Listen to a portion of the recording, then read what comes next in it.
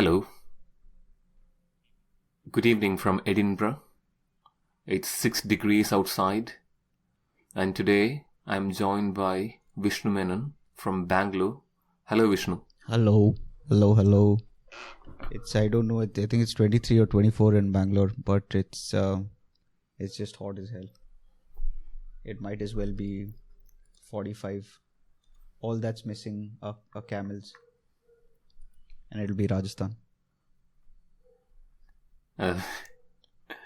First, I think we should start by apologizing to our audience for being out for a month, but since we are still in January, perhaps we could still say Happy New Year, and we have a lot of things planned for this year. And first of that is political ideologies. That's what this episode is about. It's a rather difficult topic to discuss, isn't it? It is. Because I think we don't know where to begin. It is. It's also because a lot of people aren't necessarily in touch about what political ideology is. The old liberals apparently are now the conservatives and so on and so forth. People don't really understand what is going on. They don't seem to really know where to place themselves. Or actually, we stumbled upon this topic very interestingly when we were going through this dating website called Hinge, and then we saw a category that says political preference, and then people randomly, if nothing came to their mind, they'll put liberal. They have no idea what it means. I don't even think they're liberal probably, but they just go with calling whatever's in. So yeah, I think it's a very complex topic. And also, I think I remember there was this ideology that's forming up now around this pop singer called Taylor Swift. Yeah, that's some nonsense. It's called Swiftie. It's called being a Swiftie, apparently. You don't know whether it's a nonsense now, but it might not be a nonsense in 10 years' time. I mean, because a decade ago, probably you would get away with saying that you are a man or a woman, or calling somebody a man or woman. It's quite hard these days. But anyway, that's not the point. I think the point is we certainly are feeling a bit confused about the ideologies, both the old ones and the new ones. So it's like how Bible has been rewritten.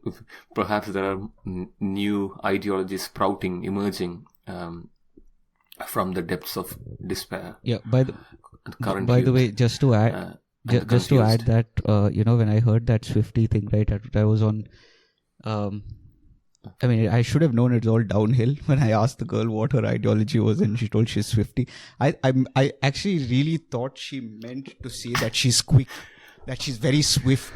There are only two things that I could make up with it. Either she's a very quick person, which meant she's very quick in her dating, or she likes the Maruti Suzuki Swift. There's only those two that were possibly thought of until she opened up to say it was Taylor Swift. And Vinod knew it a lot better than I did. That was even more of a shock for me. That I live in a different circumstances in a country. Yes. Yeah. Anyway, so as I was saying, we thought of exploring this, and it's not going to be Swiftie. It's probably might be a bit boring. So this is a researched episode, as in there might be a lot of dates and years and names that we'll be throwing at you. Anyway, so where to begin again? What to say? What not to utter? All these epoch-defining events, immortal personalities, everlasting influence, in the modern world. Yeah. Originally, we had planned this topic under dumb it down to be serious, like the economics and electricity one, but that would have been naively dumb of us to do that. Such is the fatality of this topic. It's like a live fish, isn't it? The harder you try to grasp it, the farther it escapes. Well, at any rate, an optimistic attempt is essential. Hence, welcome to Hitchens Razor. In this episode, we discuss political ideologies.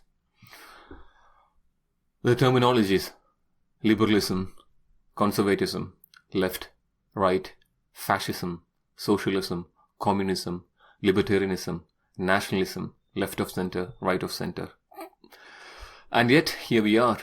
One has to wonder how this has managed to remain relevant to the modern world, along with the new and upcoming ideologies.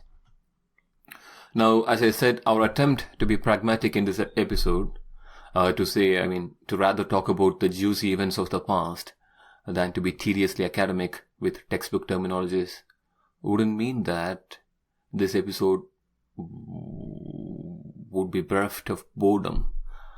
In fact, such a statement would be euphemistic to a fool's errand on a Mobius strip. Such is the fatality of this topic. And if you are not bored already, let's begin by traveling back to a time when the word ideology did not exist. Am I allowed to do another monologue, Vishnu? No, not really. Also when Vinod said juicy events, he meant JUICY, not JEWSEY. Like,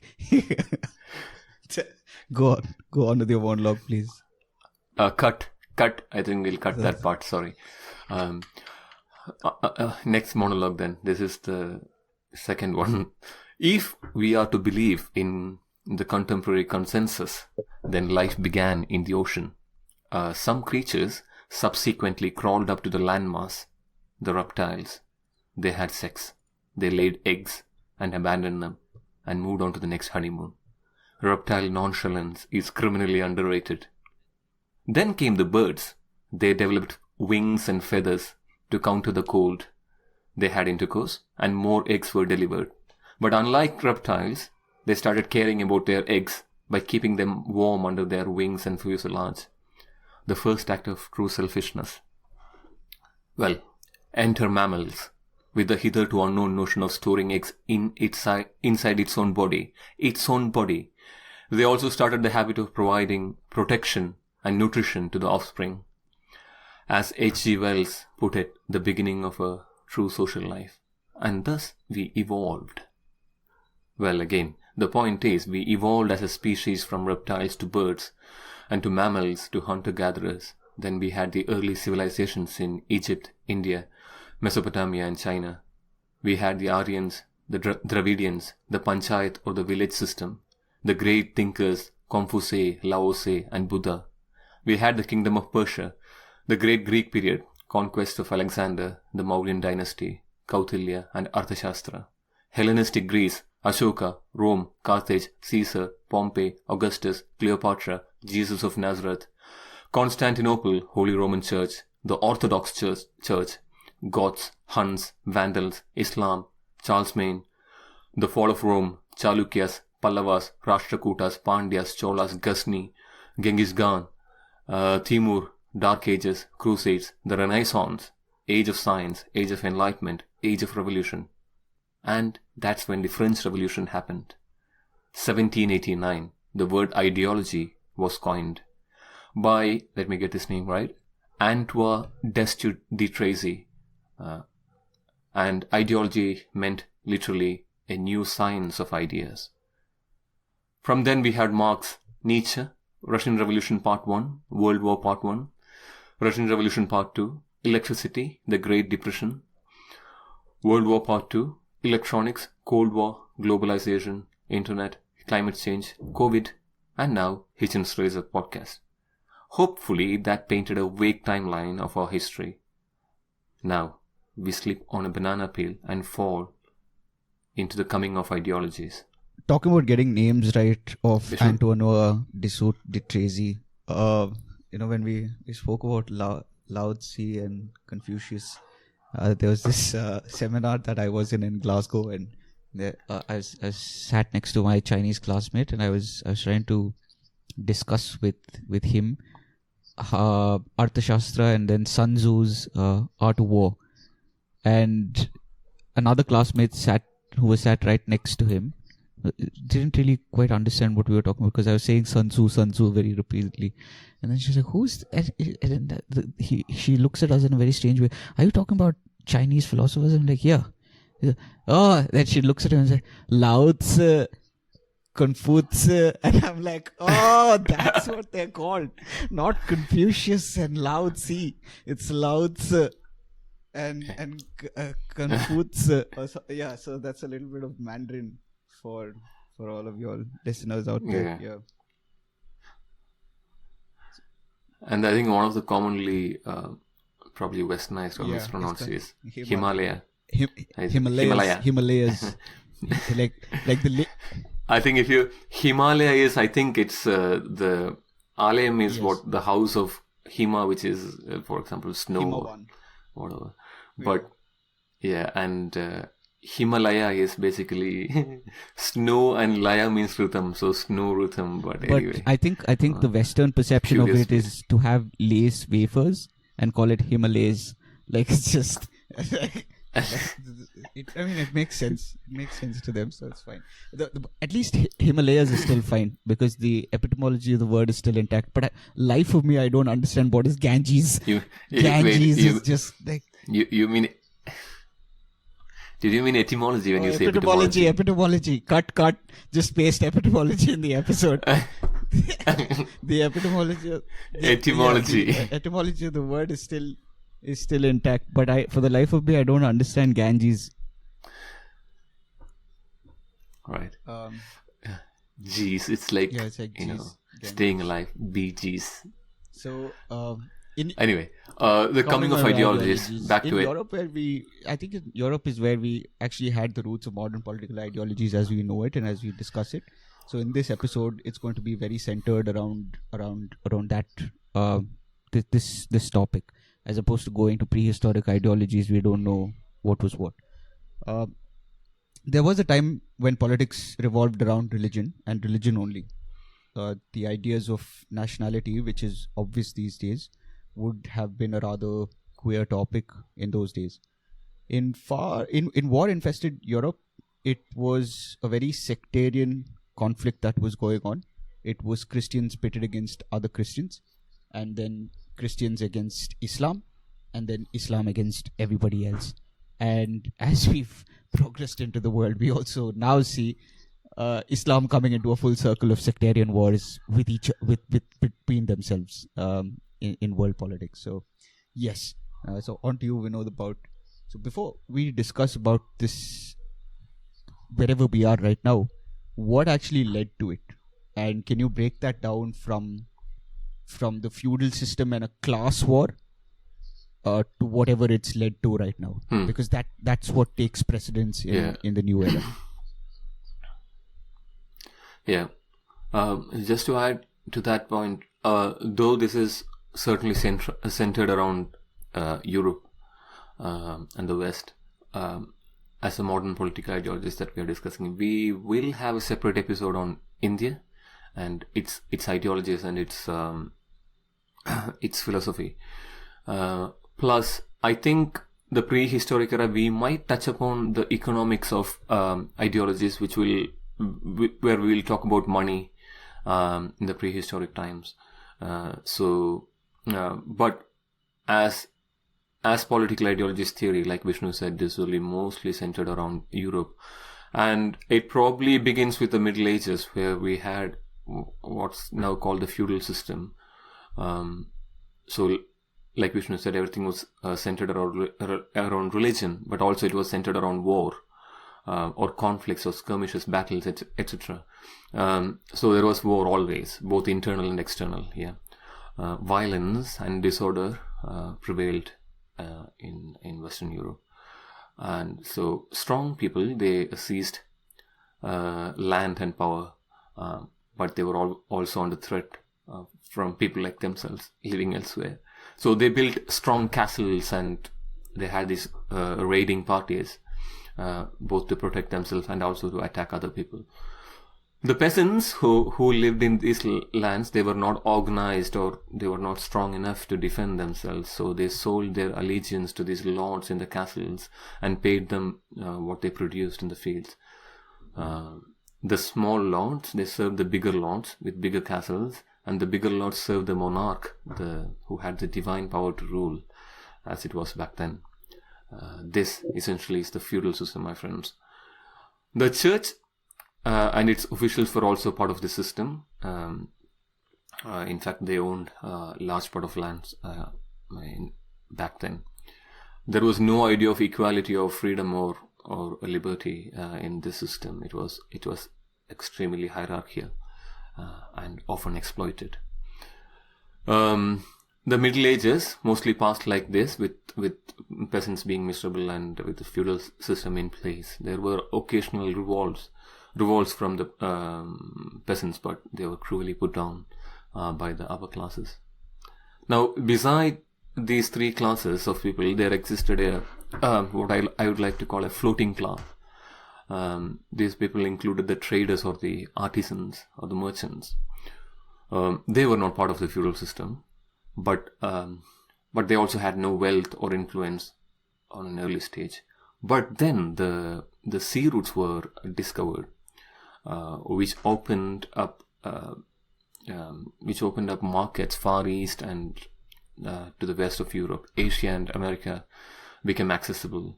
So the middle class, they were daring, and who were called the bourgeoisie back then, they gathered global wealth from the trade that they had using the sea routes, and the money fetched them privileges and eventually power. So the bourgeoisie, they still had two classes above them, the nobles and clergy, and above the nobles and clergy they had the king or the monarch. So when the bourgeoisie gained wealth and power, for their progress, the feudalism or the feudal system was increasingly becoming a hindrance. So they disliked the fact that the classes above them got money without work. So there was that rift. Now, with that in mind, with introducing bourgeoisie and the feudal system, now we move on to the three great movements that happened at the passing of Middle Ages. The three R's that it's called now, quite fondly. It's the Renaissance, the Reformation, and the Revolution. The Renaissance was about science and learning and new ways of understanding the world apart from theology. The Reformation was about church and religion, specifically Christianity. And the Revolution, there were three. We'll touch upon all these. We wouldn't talk much about Renaissance. It's sort of the epicenter of ideas and then learning and empirical reasoning, etc. So one thing that happened during that time was the advent of printing or paper. And so the Arabs learned paper making from the Chinese, and then the Europeans learned it from the Arabs. So towards the end of 15th century, paper and printing became common. This means common people could read books themselves, and they did not need a priest to tell them what was in the Bible. So they started seeing through the lies of a class above them. So printing had a huge effect on people's thinking at that time. This is from there we move on. This is when Vinod mentioned lies. I don't know if you so this is to mention that every institution after predominant hierarchical structures tend to get corrupt, and that's what happened to the Catholic Church. And with the reforms, we'd also talk about the idea of the separation of the church and the state that eventually came in as well, which is it's a landmark moment in history for the Western world, at least. So we would be covering that part later in the episode. But like Vinod said, the only reason why we're not talking about Renaissance is because it's something that's spoken about very widely, and it's had a profound influence not just in politics but also in art and culture, and in many ways the modern world that we live in right now. So that's the only reason. But the other two is not spoken about widely, and we think that it doesn't get the credit that it's due. Yep. Yeah. I think also, while completely agreeing to that, I guess Renaissance, it's a bit more abstract in terms, we could certainly point our fingers to Renaissance as one of the reasons why ideologies began to evolve, certainly. But then again, it's a bit abstract. What's concrete is Reformation and the Revolution, which is what we can see, and especially with the Revolution, all the bloodshed. I mean, same with the Reformation, but yeah. So yeah, I'll straight get into Reformation, which is of religion. So Rome, which was the epicenter of Christianity, they started heresy hunting, and which means heretics who were against certain beliefs of the church. They were being hunted literally, and they were being burned alive at stakes. And then women, especially, who showed any sort of discontent or anything against the church, they were branded as witches, and they were burnt at stake. And I mean, we all are familiar with the infamous Spanish Inquisition. So that existed. So early in the 16th century, Martin Luther, a Christian priest, after visiting Rome, was disgusted at its corruption and luxury. And he was a leader who protested against the Holy Roman Church. And thus there was this factions formed which was against the Royal Catholic, and they called themselves the Protestants. And this Protestant movement, of course, Protestant, it's the major sect in Christianity in the world right now.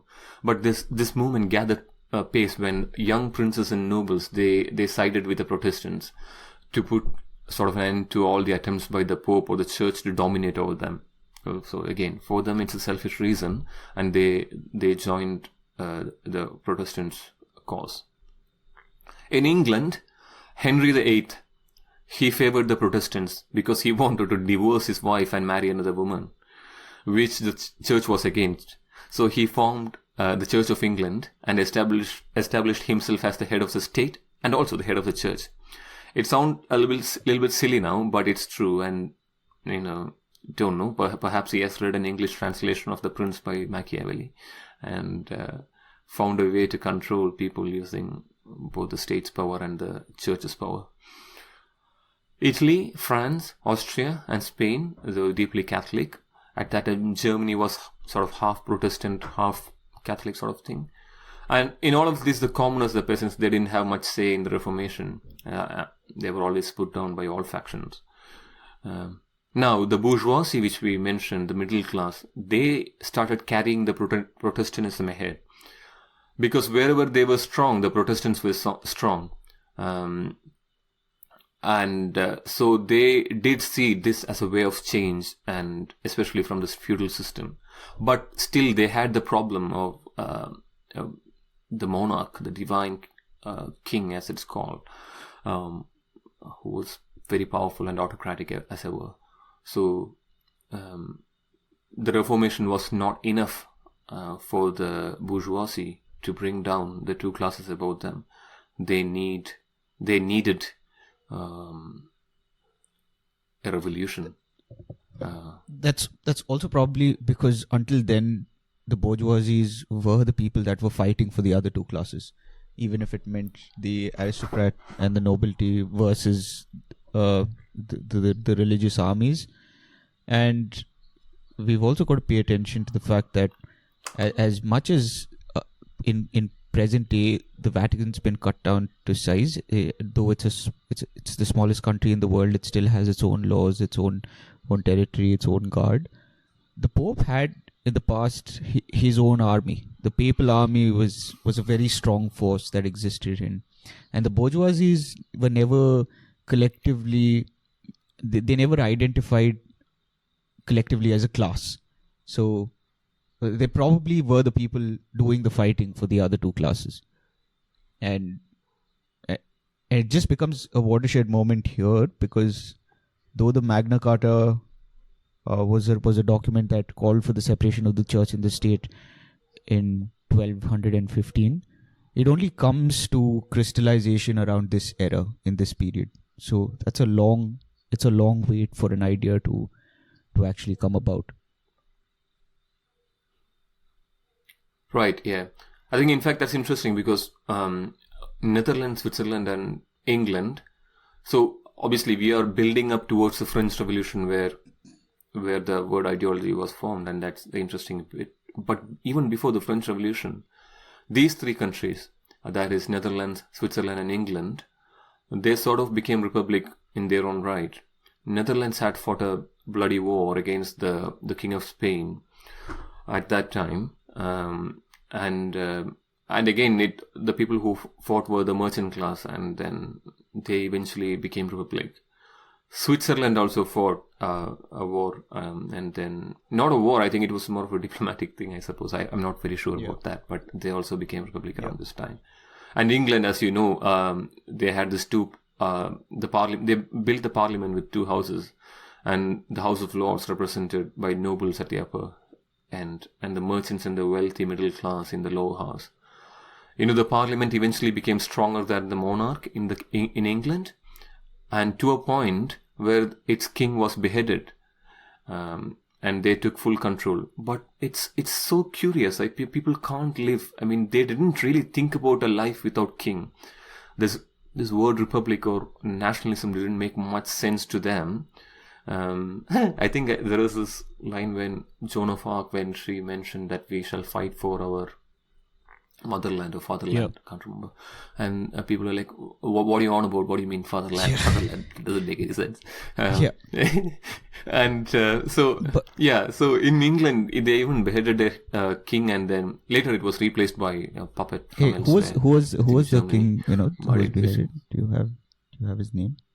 I think it was King James from Scotland, okay, maybe. He was successor or something, beheaded like the guillotine style, or was it like a probably not, because I think French Revolution happened after that, so Madame Guillotine came later, I suppose. But probably the traditional way, like sword. Okay. Like that. I'm not sure, but anyway, it's a cruel act again. But it's also interesting. I'll just deviate slightly, but because it's very interesting what you kind of mentioned, that people just couldn't assume what would be the structure of government if it wasn't for the king. And many years now, when I think it was 2020 or 2021, I was watching this video of a conservative economist called Thomas Sowell, and someone asks Thomas Sowell, he's been critiquing central banks for the longest time, and he says a lot of the crises that economic crises that happen is because of the central banks that exist. And so the interviewer kind of asks him, hey, what do we do if you're calling for the shutting down of central banks? What do we do if we shut down central banks? And then Thomas Sowell smiles and he's like, if someone's going through a cancerous tumor and somebody has a cancerous tumor in their body, once you cut it off, what do you replace it with? That's the kind of question you're asking me. Just do away with the bank, and then you don't need anything to do it. So it's funny how once we've set into the idea that you need an institution above you, you don't really think, oh, what if this was taken away? What happens? Nothing happens. Actually, you find a better way to probably govern yourselves. Nothing happens. But the word institutionalization is so strong. It's so undermined in society that we think that, hey, what happens if this is taken out? Nothing. I might sound a little communist here while I'm telling this, but nothing. Yeah, that's, I think, the same with kings back then. Yeah. Agreed, yeah. A bit people are against change, aren't they? They don't like to see change that quick, or they don't like to see more than change. More than change, I think it's the fear of just uncertainty. See, I think we've imbibed the fact that change is constant, right? Even the markets, if you see how markets behave, it's not the change that bothers them. It's the uncertainty that's followed by the change that bothers them. As soon as status quo is removed, everything's up in the air. They don't know what's going to happen. Yeah. So that's true. Yeah. Well, moving on. And that, I suppose, where were we? We were at Netherlands, Switzerland, and England before the French Revolution. And we had to talk about this. Now, we have spoken briefly about the Reformation of Church and how the princes and the nobles, they sided with the Protestants. And that became a religious movement, a theocratic movement. And then we have the three revolutions. I say three revolutions because I think all three happened at the same time, or around the same time. One is political revolution in America by the British colonies or colonists against Great Britain. which concluded in the formation of the current US&A. This next one is the Industrial Revolution that began in England. The coming of the big machine, as it's called. Then the third one, the Social Revolution in France. Now, I doubt we are going to talk much about the Industrial Revolution, though I think it comes much later when we would talk about communism and Marxism. So that's after the period when bourgeoisie were against the nobles and the clergy.